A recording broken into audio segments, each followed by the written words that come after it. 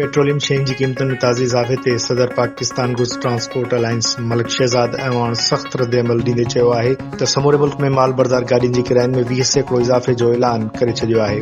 मलिक शहज़ाद ऐवान चयो त गुज़िरियल 2 महीननि दौरान डीज़ल जी क़ीमत में फ़ी लीटर 78 रुपया जॾहिं त पेट्रोल जी क़ीमत में 68 रुपया फ़ी लीटर इज़ाफ़ो कयो आहे, जंहिं सबबि ट्रांसपोर्टर्स जे ख़र्चनि में नुमाया इज़ाफ़ो थियो आहे। हिन चयो त जेकॾहिं पेट्रोलियम शयुनि जी क़ीमतुनि में इज़ाफ़ो कंहिं मजबूरी जे तहत कयो आहे त वफ़ाक़ी हुकूमत खे घुर्जे त टूल टैक्स समेत ॿियनि टैक्सिस में घटिताई जो ऐलान करे त जीअं ट्रांसपोर्टर्स खे कुझु रिलीफ मिली सघे। हिन चयो त मुल्क में ताज़ी मुआशी सूरतहाल जे बावजूदि ट्रांसपोर्ट, इम्पोर्ट, एक्सपोर्ट ऐं कारोबारी सरगर्मियुनि खे जारी रखियो वियो आहे, पर पेट्रोलियम शयुनि जी क़ीमतुनि में मुसलसल इज़ाफ़े सां न सिर्फ़ ट्रांसपोर्टर्स पर हर पाकिस्तानी मुतासिर थींदो आहे। इन्ही सां महांगाई जो नओं तूफ़ान ईंदो आहे। मलिक शहज़ाद ऐवान चयो त वफ़ाक़ ऐं पंजाब हुकूमत जे ग़लत पॉलिसियुनि सबबि ट्रांसपोर्टर्स खे माज़ी में 10 ॾींहनि जी मुल्कगीर हड़ताल भी करणी पई हुई। शहज़ाद ऐवान मूजिबि हड़ताल जे दौरान पंजाब जे सीनियर वज़ीर मरियम औरंगज़ेब ऐं पंजाब जे ट्रांसपोर्ट वारे वज़ीर बिलाल अकबर सां थियल मुआहिदनि ते अञा ताईं अमल नाहे थी सघियो। हिन वधीक चयो त वज़ीर इत्तलात मवासिलात अब्दुल अलीम ख़ान तरफ़ां कयल वादनि ते भी